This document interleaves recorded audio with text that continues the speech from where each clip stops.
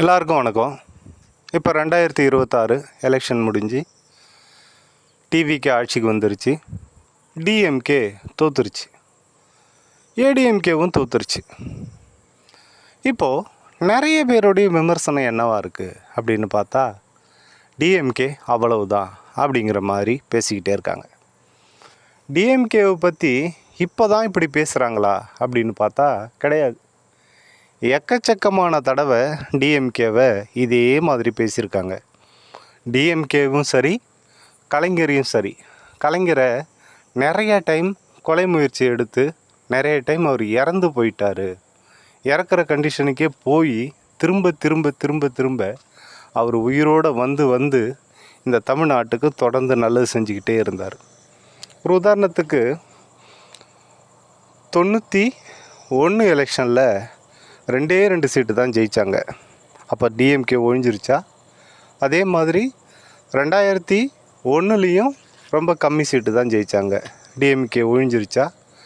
அதே மாதிரி 2011 அதே மாதிரி தான் இருந்தது. இப்படிப்பட்ட கண்டிஷனில் இருக்கிறப்ப டிஎம்கேவை மாத்திரம் தொடர்ந்து ஊடகங்களும் சரி, இந்த தங்களை நடுநிலையாளர்கள்னு சொல்லிக்கிற பத்திரிக்கையாளர்களும் சரி, இதோட டிஎம்கே ஒழிஞ்சிருச்சு அப்படின்னு சொல்லுவாங்க. ஆனால் டிஎம்கே எப்பயும் ஒழியாது. 75 வருஷமாக தொடர்ந்து அது இருந்துக்கிட்டே தான் இருக்குது. அது இன்னமும் இருக்க தான் போகுது. சரி, இப்போ நாம் பேச வந்தது டிஎம்கே இருக்குது இல்லை அப்படிங்கிறத தாண்டி டிஎம்கே இன்னும் தேவையா அப்படிங்கிறத தான் நாம் இந்த காணொலியில் பேச போகிறோம். ஏன் தேவை, எதுக்கு தேவை அப்படின்னு பார்த்தோன்னா, இப்போ நடக்கிற ஆட்சியை பற்றி பார்க்குறப்ப ஒன்றும் இல்லை. இப்போது இந்த ஆட்சியில் சமீபத்தில் அந்த முஸ்லீம்களுக்கான இடஒதுக்கீடு ரத்து செஞ்சுருக்காங்க. இதை குறித்து இந்த ஆட்சியாளர்கள் பெருசாக எதுவும் பேசலை. இதே மாதிரி தான் ஏற்கனவே மக்களுக்கு இந்த டிஎம்கே கவர்மெண்ட் மூலம் கிடைச்ச நிறைய திட்டங்களையும் சரி, நிறைய பயன்களையும் சரி, இருக்கிற ஆட்சி விட்டு கொடுத்துக்கிட்டே வரும். அதே மாதிரி மேலே இருக்கிற ஒன்றிய அரசு அந்த திட்டங்களையும் சரி, அந்த பயன்களையும் சரி பறிச்சுக்கிட்டே வரும். இந்த பறிக்கிறத இப்போ உள்ள கவர்மெண்ட்டு கேட்காது, கேட்கவும் தெரியாது. என்ன நடக்குதுன்னே அவங்களுக்கு புரியாது. அவங்களுக்கு புரியாதுங்கிறத தாண்டி அவங்களுக்கு கேட்க விருப்பம் இருக்காது, கேட்கவும் முடியாது.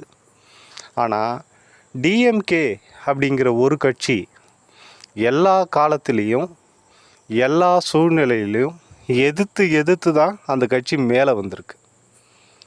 நல்லா பார்த்திங்கன்னா, வெற்றிகொண்டான்னு ஒரு பேச்சாளர், அவர் பேசுகிறப்ப ஒரு மாநாட்டில் அவருக்கு கொடுத்த தலைப்பு நெருப்பாற்றில் நீந்திய கழகம் அப்படின்னு ஒரு தலைப்பு. அது அவர் பேசுகிறத கேட்குறப்ப தான் இந்த கட்சி இவ்வளவு தூரம் தாண்டி வந்திருக்கா அப்படின்னு நமக்கு தெரியும். சரி, அது அந்த கட்சியோட விஷயம்.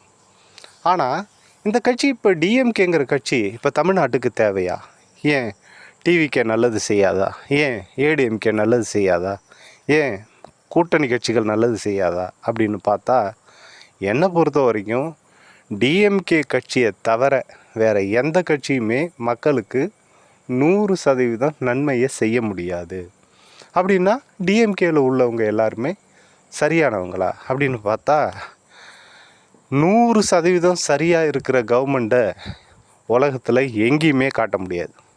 அப்படி ஒரு கவர்மெண்ட்டு இருக்காது. ஒருவேளை அப்படி ஒரு கவர்மெண்ட் இருந்தால், கடவுள்னு ஒருத்தர் இருந்தால், அவர் நடத்தினாதான் அது 100% சரியான கவர்மெண்ட்டாக இருக்கும். மனிதர்களில் எல்லா மனிதர்களும் 100% சரியானவங்களும் கிடையாது. தவறு செய்கிறவங்க இருப்பாங்க. அப்போது அந்த தவறு செய்கிறவங்க தவறு செய்கிறப்ப அது கவர்மெண்ட்டையும் பாதிக்கும்.